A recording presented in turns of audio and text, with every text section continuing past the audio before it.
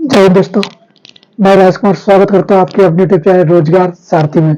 उम्मीद है आप लोग स्वस्थ होंगे, जिंदाबाद होंगे और पेपर की तैयारी बहुत अच्छे से कर रहे होंगे। तो जैसा कि आप लोग जानते हैं कि एसएससी जीडी के पेपर आने वाले हैं, एग्जाम्स आने वाले हैं। तो हम लोग पहले हम दिल्ली पुलिस की तैयारी कर रहे थे, प्लस अब एसएससी जीडी की भी तैयारी हम साथ साथ में करेंगे। तो अब आप लोग आज से एसएससी जीडी के भी साथ में देखेंगे और कुछ दिन बाद हम लोग प्रैक्टिस सेट भी चालू करने वाले हैं।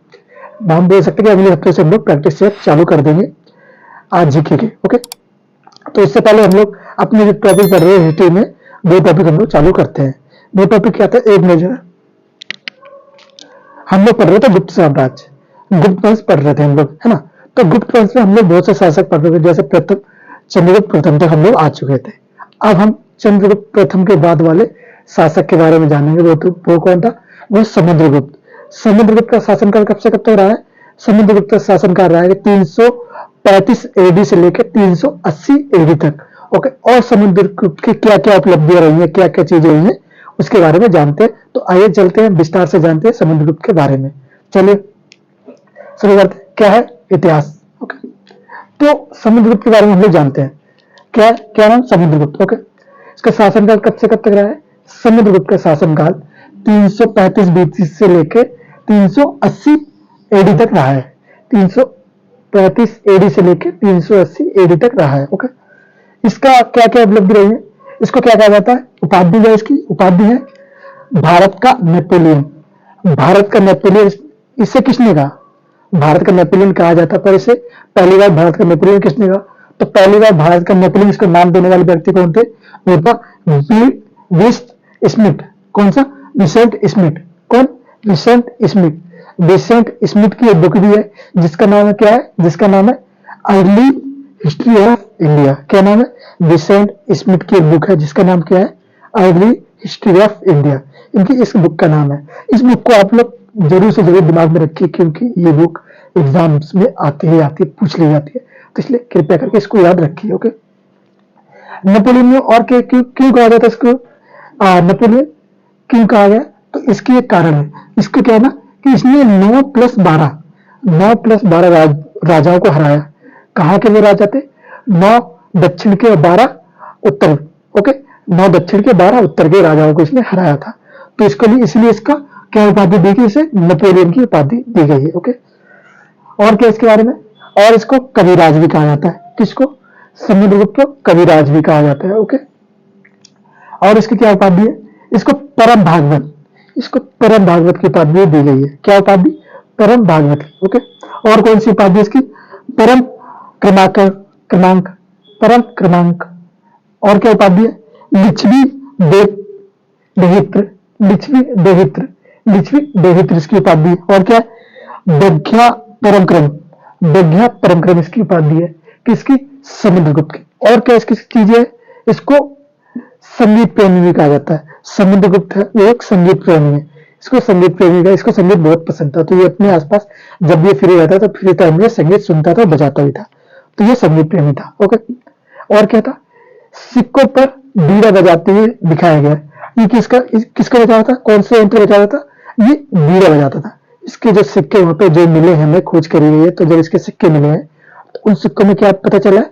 उन सिक्कों में पता चला है कि उन सिक्कों के ऊपर ना एक एक तरफ बीड़ा का चित्र मिला है। बीड़ा बजाते इसको दिखाया गया उस सिक्के में। तो इस सिक्के से हमें पता चलता है कि ये समुद्रगुप्त संगीत प्रेमी था, प्लस बीड़ा बजाता भी था। तो कौन सा यंत्र बजाता था? बीड़ा।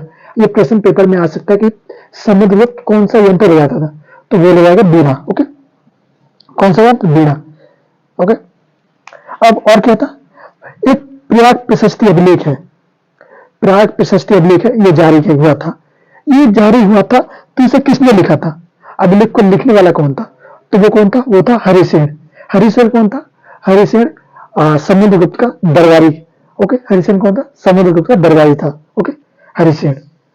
और इसके बारे में जानते हैं क्या क्या चीजें रही हैं। तो चलिए जानते हैं और चीजें इसके, जानते हैं इसके बारे में और क्या क्या जानकारी थी। तो क्या था? इसके पास एक संगठित नौसेना थी। जो समुद्रगुप्त था उसके पास एक नौसेना थी। कौन सी नौसेना? संगठित नौसेना। किसके पास?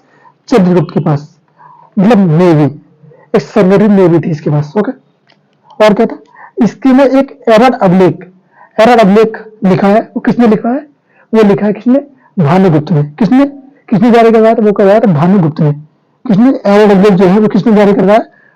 आते अच्छा, ये हो गया भानुगुप्त ने जारी करवाया। और क्या था? इस समय ना सती प्रथा प्रचलित थी।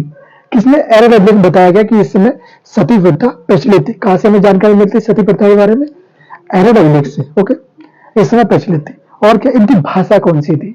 जो ये गुप्त वंश के लोग थे, ये गुप्त वंश की ये कौन सी भाषा का प्रयोग करते थे? तो ये लोग संस्कृत भाषा का प्रयोग करते थे। कौन सी? संस्कृत भाषा का प्रयोग करते थे ये लोग। ओके, ये अब बात आती है समुद्रगुप्त के पुत्रों। समुद्रगुप्त के दो पुत्र हुए। समुद्रगुप्त के दो पुत्र हुए, एक चंद्रगुप्त सेकंड और एक रामगुप्त। ओके, एक चंद्रगुप्त सेकंड और दूसरा रामगुप्त। कितने पुत्र हुए इसके? दो पुत्र हुए। पहला इनमें से बड़ा कौन सा था? ये बड़ा बड़ा पुत्र, छोटा पुत्र। तो एक दिन बात क्या हुई कि एक दिन ये अपनी सभा में बैठा, इसके ये पुत्र हुए। बात यहां से शुरू होती है। तो इसकी जब ब्याह होने वाली थी तो इसने कहा कि मेरा जो बड़ा पुत्र है वो मेरा उत्तराधिकारी बनेगा। जाहिर सी बात है कि हर समय जब भी पहले क्या होता था, दो पुत्र योग होता था, दो पुत्र बनता था। तो योग तो दोनों थे, पर ये बड़ा होने के कारण इसको उत्तराधिकारी बनाया गया। इसको इसकी जब ब्याह नहीं हुई तो इसको राजा बना दिया गया। इसको रामगुप्त को राजा बना दिया गया। पर चंद्रगुप्त चाहता भी राजा मैं बनूं। चंद्रगुप्त चाहता था कि राजा मैं बनूं। तो चंद्रगुप्त जब चाहता था कि राजा मैं बनूं और इसको कोई मौका नहीं मिल रहा था, तो इस राजा बनने के लिए इसने पता क्या किया? अपने 99 भाइयों को, मतलब बोलते हैं कि 99 भाइयों का हत्या करी इसने। फिर भी इसने जब राजा बना तो बड़ी बोल सकते हैं कि इसने अपने 99 भाई हत्या करके राजा बनने का इसने राजा बना। तो बात यहां से आती है, मेन पॉइंट है इस पे। ये रामगुप्त राजा बन गया, रामगुप्त राजा बन गया। पर एक दिन क्या ये सवाल बैठा था, इसको पता चला कि कोई भाई है जो सबका एक राजा है, वो इस पे आक्रमण करने वाला है। जो रामगुप्त का राज्य था इस पे आक्रमण करने वाला है, इसको पता चला। अब और यहाँ का जो शासक था सक, इसको पता चला कि इसकी रामगुप्त की एक पत्नी है ध्रुव देवी। ध्रुव देवी जो बहुत ही सुंदर है, इसको पता चला ध्रुव देवी इसकी पत्नी है, वो बहुत सुंदर है। तो इसने शक के शासक कौन सा? रुद्र थर्ड ने क्या कहा? रुद्र थर्ड ने इसको एक प्रस्ताव भेजा। किसको? रामगुप्त को। रामगुप्त को प्रस्ताव भेजा कि या तो अपनी पत्नी मुझे दे दो या अपना राज्य मुझे दे दो। या तो अपनी पत्नी मुझे दो या मुझसे युद्ध करो और मेरा राज्य मुझे दे दो अपना। तो इसने कहा यार, अपने मंत्रीगणों से बात करी, इसने कहा यार राज तो मेरा चला है, राज तो मैं दे नहीं सकता। तो इसने अपनी पत्नी देने का बोल दिया इसको कि मैं अपनी पत्नी तुम्हें दे दूंगा। इसने कहा अपनी पत्नी तुम्हें दे दूंगा। तो ये जो ध्रुव देवी थी इसने इसको बताया, किसको? चंद्रगुप्त सेकंड को बोला देवर जी ये ऐसी ऐसी बात है, ये मुझे वहां पे भेज रहे हैं। और इन दोनों का प्रेम प्रसंग चलता था, मतलब एक दूसरे में होती थी प्रेम प्रसंग था इन दोनों का। किसका? ध्रुव देवी का और चंद्रगुप्त का। तो उसने कहा अच्छा ऐसी बात है, भैया ने तुम्हें देने के लिए बोल दिया उसको, अभी बताता हूँ इसको। तो ये गया एक दिन रात में गया। पहले तो इसको नहीं कहा, पहले एक दिन सो रहा था चंद्रगुप्त प्रथम सेकंड ने रामगुप्त के चाकू घुसेड़ दिया, पेट में भोंक दिया, इसको निपटाया पहले तो। फिर गया, फिर इससे बोला रुद्र से कि आ तुझे अब बताता हूँ, तुझे देता हूँ ध्रुव देवी। तो बाद में इसको निपटा दिया इसने। बाद में किसको? रुद्र थर्ड को भी इसने मार दिया। तो अब सारा शासन किसके हाथ में आ गया? अब शासन आ गया चंद्रगुप्त थर्ड के हाथ में और सेकंड के हाथ में। और शादी इन दोनों ने शादी कर ली। किसने शादी कर ली? ध्रुव देवी और चंद्रगुप्त सेकंड अपने भाई की पत्नी से ही इसने शादी कर ली। ओके, तो ये बात हो चुकी थी इसके बारे में जानकारी। इसके दो पुत्र थे, कैसे कैसे इनका सारी इन्फॉर्मेशन हुई। तो ये किस्सा मैं बता चुका हूँ ध्रुव देवी और चंद्रगुप्त के बारे में। ओके, अब हम पढ़ेंगे किसको? अब हम पढ़ेंगे चंद्रगुप्त को। चंद्रगुप्त के बारे में जानेंगे क्या क्या चंद्रगुप्त के बारे में था। ओके, अब जानते हैं हम लोग चंद्रगुप्त सेकंड के बारे में। चंद्रगुप्त सेकंड ने, जैसे हमने आपको कहानी बताई थी, कहानी में क्या था कि रामगुप्त को मार के वो चंद्रगुप्त सेकंड राजा बना, अपने भाई रामगुप्त को मार के फिर राजा बना। तो राजा बनने के बाद क्या हुआ ना कि राजा जब बन गया तो राजा कब से कब तक इसका शासन रहेगा? ये शासन रहा 380 एडी से लेकर 414 एडी तक। 380 एडी में इसका समुद्रगुप्त का शासन खत्म होता है। समुद्रगुप्त के शासन में समुद्रगुप्त रामगुप्त ने शासन किया। फिर इसके बाद शासन आता है इसका चंद्रगुप्त सेकंड का। चंद्रगुप्त सेकंड ने शासन कब से कब तक किया? करीब 380 से लेकर 414 एडी तक। तो करीब करीब बोल सकते हैं 20 और 30 34 वर्ष तक, करीब 34 ईयर्स तक इसने शासन किया है। ओके, चंद्रगुप्त सेकंड की कुछ उपाधि है जो इसको किस लोगों ने उपाधि दी है। तो इसकी कौन कौन सी उपाधि है? तो वो उपाधि है, उपाधि कौन सी है इसकी? पहली है साक्री। क्या है? साक्री की उपाधि किसने दी है? सक्री की उपाधि किसने दी है इसको? सक्री की उपाधि। ओके, फिर कौन सी है? विक्रमक, विक्रमांक, विक्रमांक की उपाधि है। और कौन सी है? परम भागवत की उपाधि। परम भागवत की उपाधि और किसकी थी? परम भागवत की उपाधि इसके पिताजी थे जो समुद्रगुप्त, उनकी उपाधि कौन सी थी? परम भागवत की उपाधि उनकी भी थी। और ये विक्रमत की उपाधि उनकी थी विक्रमादित्य। एक उपाधि होती है विक्रमादित्य। कुल कितने आदित्य हुए विक्रमादित्य? कुल 14 विक्रमादित्य हुए। उन 14 विक्रमादित्य में से एक ये भी था जो एक विक्रमादित्य की इसको उपाधि मिली है। तो कौन सा? 14 विक्रमादित्य में से एक कौन? चंद्रगुप्त सेकंड। ओके, इसके दरबार में कुछ कवि रहते थे। इसके दरबार में 9 रत्न रहते थे। अब हम जानते हैं 9 रत्नों के बारे में, जैसे कालिदास हो गए या बराह मीर हो गए, शक हो गए, और भी कुछ कालिदास थे, दो सॉरी रत्न थे। तो 9 रत्न में से हम उनके 9 रत्न के बारे में जानते हैं। तो पहले 9 रत्न कौन कौन से थे? तो पहले 9 रत्न में से कौन से? पहले कालिदास, जिसको आप लोग ज्यादातर सब लोग जानते होंगे, जो गवर्नमेंट एग्जाम की तैयारी कर जनरली वो जानता ही है। और जो नए आए हैं, जो अभी 12th पास करके या 10th पास करके गवर्नमेंट एग्जाम की तैयारी कर रहे हैं, वो लोग पहले पढ़ के आए होंगे, नहीं पढ़ के आए तो अभी जान जाओगे। आप लोग जब धीरे धीरे किसी भी चीज को धीरे धीरे करते हो ना, तो एकदम समझ कोई चीज नहीं आती। अगर आप लोग धीरे धीरे करोगे तो सारी चीज समझ में आएगी। कोशिश करो आप लोग एकदम से सीढ़ी चढ़ोगे, क्या होगा? गिर पड़ोगे ना। तो धीरे धीरे सीढ़ी चढ़ो। अगर एकदम चढ़ोगे तो गिरोगे भाई, लगेगी खत्म। इससे बड़े आराम से चढ़ो सीढ़ी, आराम से सारा सोल्यूशन मिल जाएगा। ओके, तो आते कालिदास। इनको और क्या, इनको एक और उपाधि दी कालिदास जी को। इनकी क्या उपाधि है? इनकी उपाधि है भारत का शेक्सपियर। क्या कहा जाता है इनको? भारत का शेक्सपियर। इनकी एक उपाधि है भारत का शेक्सपियर की। ओके, इनकी कुछ रचनाएं हैं। किसकी? कालिदास जी की कुछ रचनाएं हैं।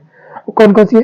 एक तो मेघदूतम है, दूसरी रघुवंशम, और अभिज्ञान शकुंतलम। एक ये कि इनकी प्रेम कथा है, दो सकते प्रेम कथा है। अभिज्ञान शकुंतलम क्या है? ये किस किस की है? एक दुष्यंत और शकुंतला, ये दो लोग हैं, एक दुष्यंत और एक शकुंतला।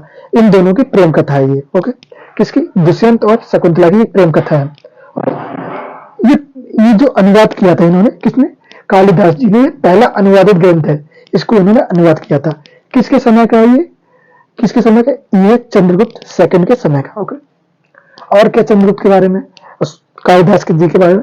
चंद्रगुप्त के बारे में थोड़ी इन्होंने से जानते हैं। विक्रम संवत इसने कब जारी किया? विक्रम संवत कब जारी हुआ? विक्रम संवत 57 BC में जारी हुआ। कब? 57 BC में। कब? विक्रम संवत 57 BC में जारी हुआ। किसने करवाया था? विक्रम संवत उज्जैन के एक शासक थे, उज्जैन के शासक ने करवाया था। उसे उज्जैन के शासक ने करवाया था। ओके, अब जानते हैं कालिदास की कुछ रचनाएं और हैं। ये रचनाएं हम जानते हैं। तो विक्रम में बेसी है, विक्रम में बेसी है। ओके, और कैसे? मालविका मित्रम, मालविका मित्रम, मालविका मित्रम, इनकी रचना है। और कौन सी है? एक है कुमार संभव, संभवम, कुमार संभवम, इनकी एक रचना है। किसकी? कालिदास जी की रचना है। अब हमने इनके 9 रत्नों में से एक रत्न को पढ़ चुके हैं, बाकी बच्चे 8 रत्न में अभी पढ़ते हैं। ओके, अब जाते हैं उससे आगे उनके 9 रत्नों में से और कौन कौन से 9 रत्न। जैसे पहले कालिदास पढ़ चुके हैं, अब हम वराह मीर को पढ़ेंगे। वराह मीर कौन से? दूसरे नंबर के 9 रत्न रहे हैं। वराह मीर ने क्या क्या लिखा है? वराह मीर ने व्रत संहिता लिखा है, व्रत संहिता लिखा है। और क्या लिखा है? पंच सिद्धांतिका, पंच सिद्धांतिका लिखी है। और क्या लिखा है? ब्रजतक, ब्रजतक लिखी है। ये 3 बुक्स इन्होंने लिखी है। किसने? बराहमीर ने। और कौन कौन से इनके दरबारी कवि या दरबारी लोग रहे हैं या 9 रत्न रहे हैं? तो 9 रत्न में से एक है शंकु। ये कौन थे? ये शंकुति इनके वास्तुकार, कौन से वास्तुकार। एक छपड़ा हुए और एक अमरकोश और एक घट कपरे। घट कपरे, घट कपरे में क्या लिखा है, मुख्य। ये कौन थे, ये मुख्य सलाहकार थे, किसके, ये थे चंद्रगुप्त सेकंड के मुख्य सलाहकार। ओके। और धनवंतरी, धनवंतरी कौन थे, धनवंतरी इनका नाम है। धनवंतरी से मत समझिए कि इनके पास बहुत सारा धन था, ये धनवन का कुछ देखते हुए नहीं, इनका सिर्फ नाम धनवंतरी। ये वैसे, अब वैसे थे चिकित्सक। ओके, कौन से, डॉक्टर। ओके, वैसे ये चिकित्सक थे। ओके। बोरीगाची इनके 9वें, ओके 8वें कौन से थे, बोरीगाची। और 9वें कौन से, 9वें है बेताल भट्ट। बेताल भट्ट, आपने बेताल की बहुत सारी कहानी सुनेंगे, तो बेताल भट्ट कौन थे, जादूगर। कौन, बेताल भट्ट जादूगर। इनकी एक पुस्तक है, क्या नाम है इसका, सिंहासन, सिंहासन बत्तीसी। क्या, सिंहासन बत्तीसी, क्या इनकी पुस्तक है, कौन सी, सिंहासन बत्तीसी इनकी एक पुस्तक है। ओके। अब आते हैं, जानते हैं आर्यभट्ट, आर्यभट्ट के बारे में। आर्यभट्ट में क्या लिखा है, आर्यभट्ट में लिखा है सूर्य सिद्धांत, सूर्य सिद्धांत, जिसको आर्य भट्टियम भी कहा जाता है। सूर्य सिद्धांत या आर्य भट्टियम भी कहा जाता है। अच्छा, जीरो का आविष्कार किसने किया, या जीरो की खोज किसने करी, आप लोग जानते हैं जीरो की खोज किसने करी, जीरो की खोज करी थी आर्यभट्ट ने। तो इनके कुछ खोज, इनके करी हुई चीजें हैं, ये जीरो की खोज होगी, पाई की खोज होगी, और रेड की खोज होगी, या पृथ्वी की त्रिज्या की खोज किसने करी है, ये सब किसने करी है, ये सब करी आर्यभट्ट ने। ओके, इनने इसकी खोज करी है। फिर और कौन से थे, और थे बादशाह। ये यहाँ तो इनके 9 रत्न थे, बाकी इनके दरबार में और भी ज्ञानी लोग हुए ना, तो इनके दरबार में ये लोग रहते थे। तो वात्सन ने क्या किया, वात्सन ने कामसूत्र लिखा है। क्या लिखा है, वात्सन ने लिखा है कामसूत्र। कौन सी पुस्तक, कामसूत्र। ओके। और फाइयान, फाइयान ने क्या लिखा है, फाइयान है, फाइयान एक चीनी यात्री है, फाइयान एक चीनी यात्री है।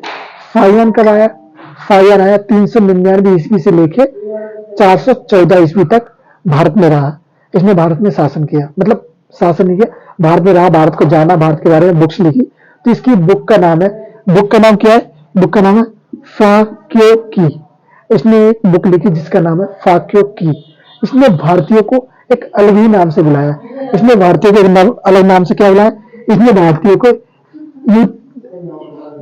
यंतु, इसने भारतीय क्या कहा, इसने भारतीय को यंतु कहा है। क्या कहा इसने भारतीय को, इसने भारतीयों को यंतु कहा है। और बाकी जो चीनी लेखक हुए उनने ज्यादातर भारतीयों को यंतु ही कहा है। ओके।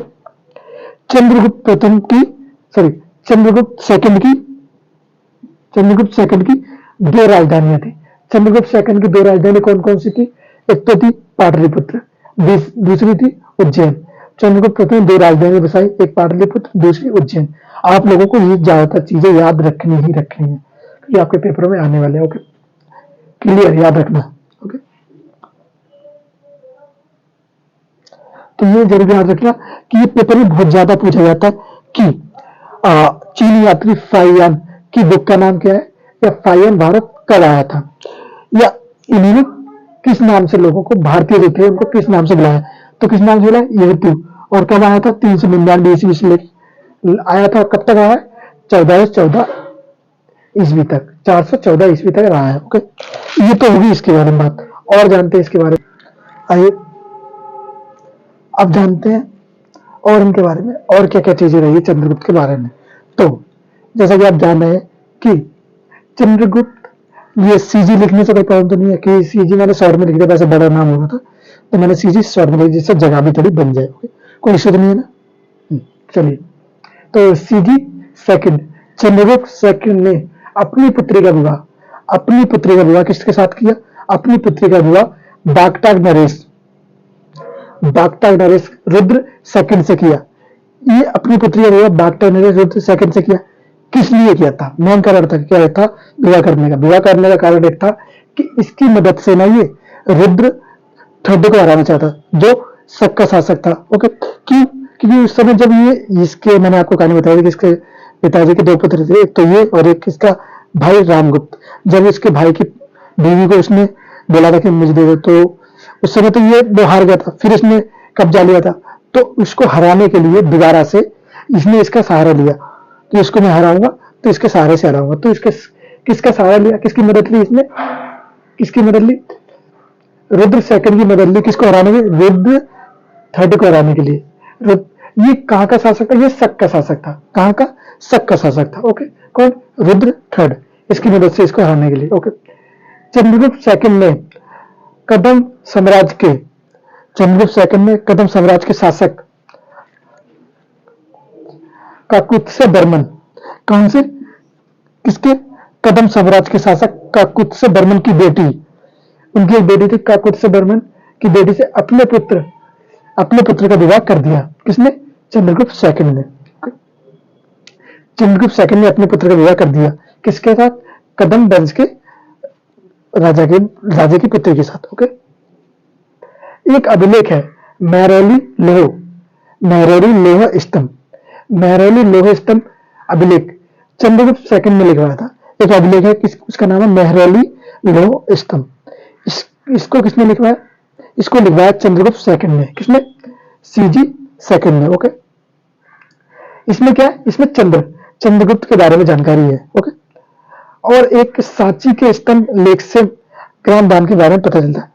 ग्राम दान, वहां पे जो चंद्रगुप्त था उसके चंद्रगुप्त के समय और क्या क्या चीजें होती थी, तो उस समय एक ग्राम दान होता था।